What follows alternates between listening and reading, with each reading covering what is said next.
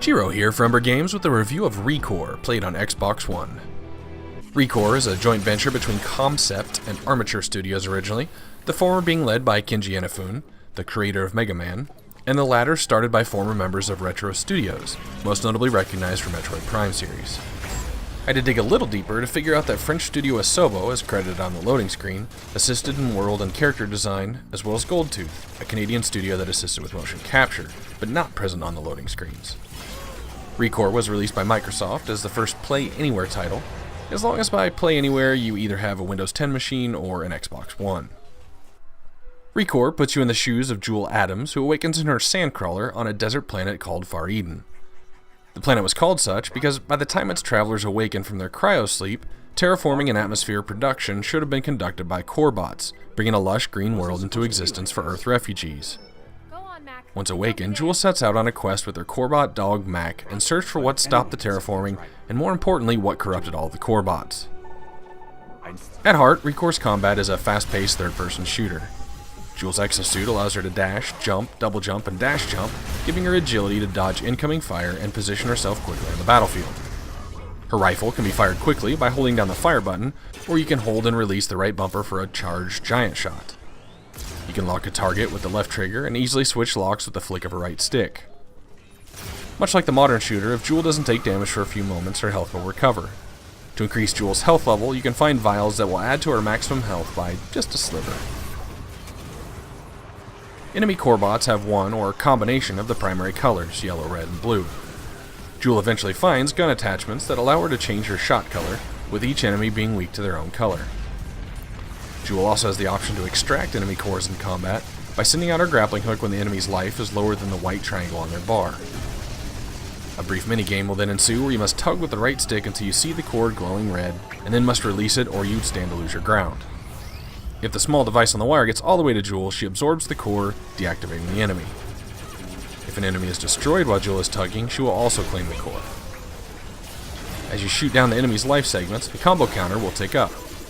In addition to fighting bots, there are also small core bits that can usually be destroyed to inflate the combo meter more quickly. If you can reach a 10 combo, you can perform an instant extraction, basically a one-hit kill.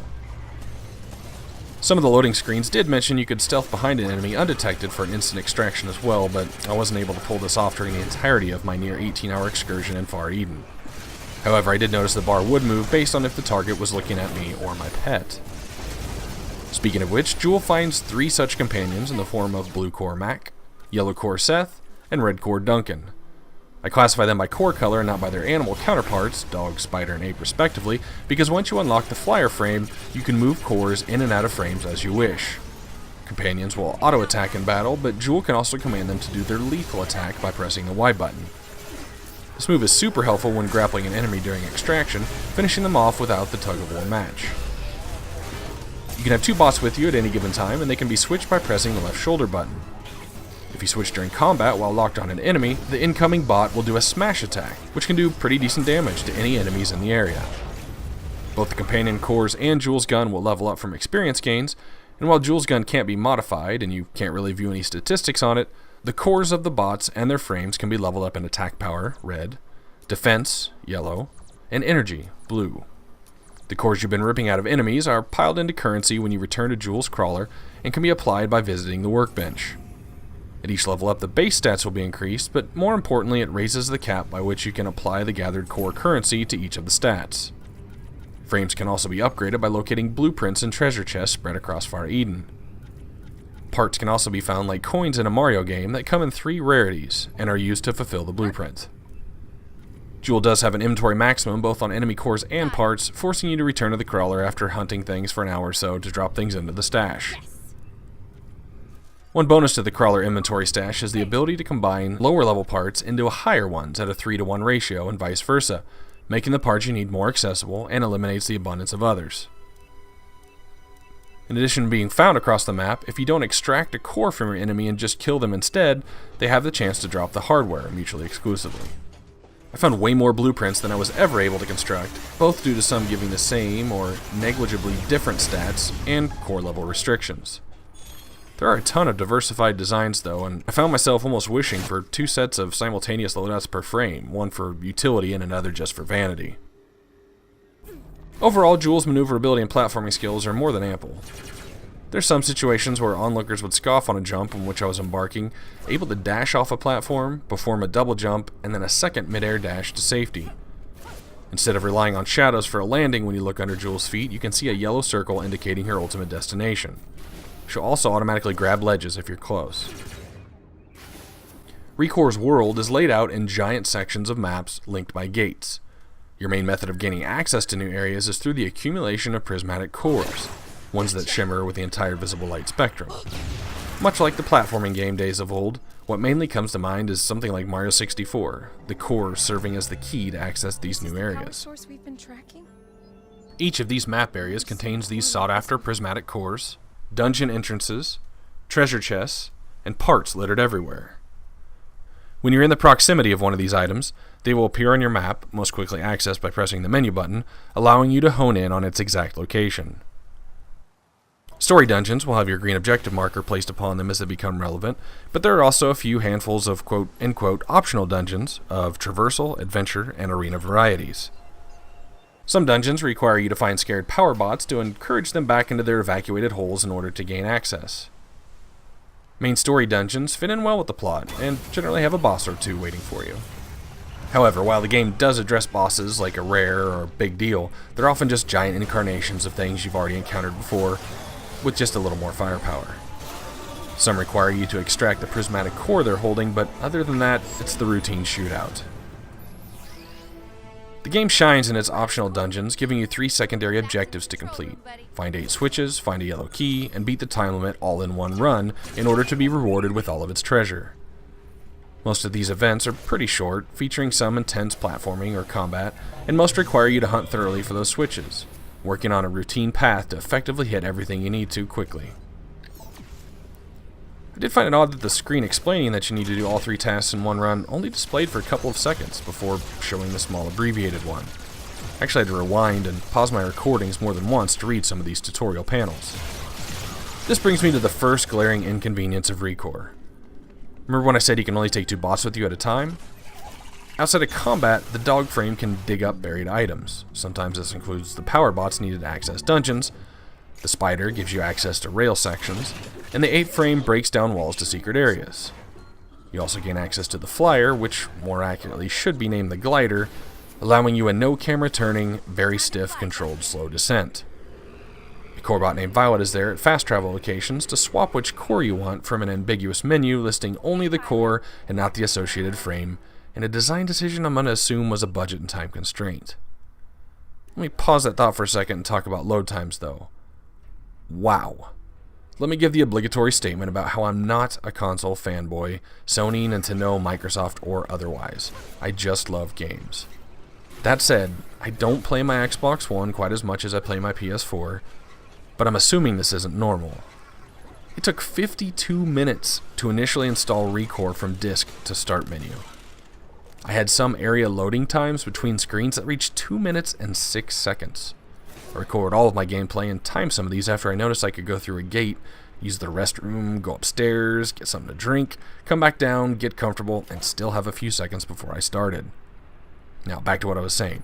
The only place you can change the frame of your core bot is at the workbench in Jules' crawler. So if you have Mac and a flyer framework and need to dig something up, back to the crawler.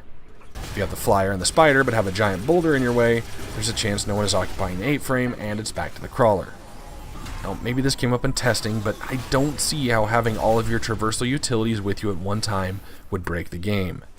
It's like giving Link the ability to only have the hook shot or bombs, or Samus just the grappling beam or the space jump boots. Aside from that, the overall world design is well constructed.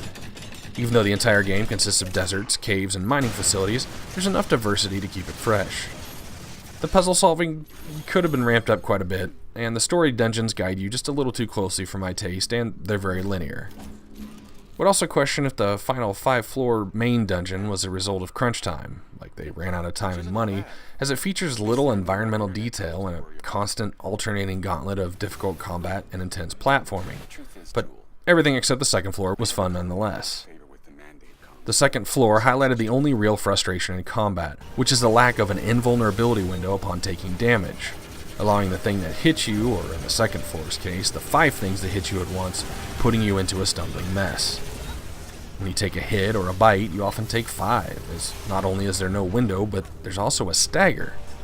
That's not including the blue status effect of electricity that you literally have to waggle out of, the yellow disable that you have to quickly mash the A button for, or the red fire that gives you continual damage until you can perform a full dash to put it out.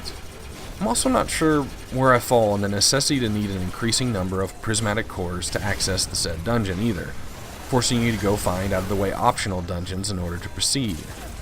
As I said, the optional dungeons were my favorite part, but warping in and out of the last dungeon in phases subjectively just felt a bit off.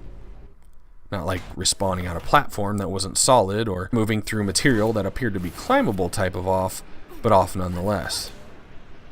Maybe the same kind of off that shows you a 5th robot frame slot the entire game, only to find out that it's coming in DLC later. Graphics of ReCore, sort of a mixed bag. There are several breathtaking vistas and some great detail in some areas, and others that just suffer from terrible frame rate issues, or holes where you can see under the world. Human characters also look kind of like they did a decade ago, but Corebot designs do get really crazy. So hype for this game from Twitter and several popular game websites began saying it was truly a mix of Mega Man and Metroid Prime, while others tended to call it a non-Nintendo Zelda. The problem with making these types of comparisons as buzz phrases is that these games mean different things to different people. When I heard the Zelda comparison, I expected to have thought-provoking dungeons with named bosses that required special mechanics to defeat. I can see the Mega Man comparison and the charging Mega Buster shot, yeah, Samus does that too, and in the quick reflex platforming and even some of the disappearing platforms. The world has a bit of a Metroid Prime feel in its series of connected areas and the lock-and-shoot mechanics. Honestly though, the way you collected hidden cores and found hidden dungeons, as well as the objective-based progression, left me feeling like a hybrid actually between Mario 64 and Darksiders, but to each their own. I do remember seeing some mixed and negative reviews coming out right before release, which I refused to read, and then found myself absolutely loving the first 4 or 5 hours and wondering how the scores were as low as they were. Then the aforementioned design issues and long load times started creeping in, and it was easy to see where the headlines were coming from. 80% of the time I was absolutely enjoying myself. Actually, make that 70% of the time I was absolutely enjoying myself. 10% of the time was load time, and 20% of the time I was ready to throw a controller. The release day retail price of $40 does make this game a bit easier to jump into, and I have no regrets, and overall just look back at this experience more positive than negative. Describe the game as you will, but to me it falls into the 3D platformer adventure hybrid. Rated as such, ReCore gets a 69 out of 100. This is Jiro for Umbra Games. Thanks for watching. To join my core audience, feel free to subscribe to the channel for new video notifications, or follow me on Twitter @Umbra Games.